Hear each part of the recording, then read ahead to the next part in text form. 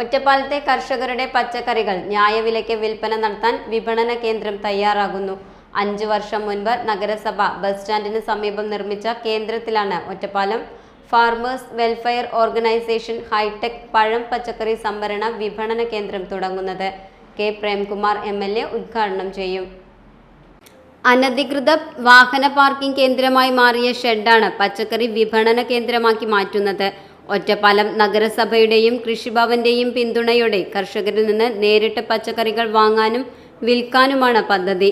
ഇടനിലക്കാരില്ലാതെ കർഷകർക്ക് പച്ചക്കറി വിൽക്കാനും ഉപഭോക്താവിന് വാങ്ങാനുമുള്ള സ്ഥിരം സംവിധാനമെന്ന നിലയ്ക്ക് 2021 നഗരസഭ 2 ലക്ഷം രൂപ ചെലവിൽ പച്ചക്കറി വിപണന കേന്ദ്രം നിർമ്മിച്ചത്.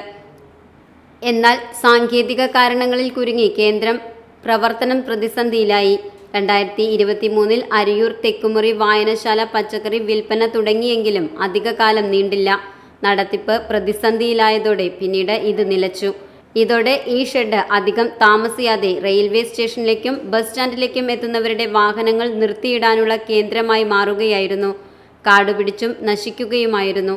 ഇവിടെയാണ് മുഖ്യധാര രാഷ്ട്രീയ പാർട്ടികളുടെ പ്രവർത്തകർ ചേർന്ന് രൂപവൽക്കരിച്ച കൂട്ടായ്മ വിപണന കേന്ദ്രം തുടങ്ങുന്നത്. ദിവസവും രാവിലെ 8 മുതൽ രാത്രി 8 വരെ കേന്ദ്രം പ്രവർത്തിക്കും. VFPCK നിശ്ചയിക്കുന്ന വിലയാകും ഈടാക്കുക. അധികം വരുന്ന പച്ചക്കറികൾ VFPCKക്ക് കൈമാറുകയും ചെയ്യും.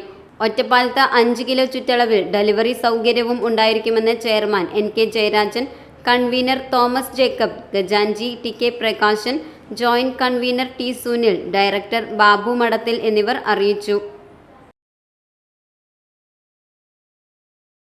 Time kids preschool, Mannanur road, Vaniyamkulam. Dot view news. കാഴ്ചകളാണ് ലോകം, കണ്ടു തുടങ്ങുക.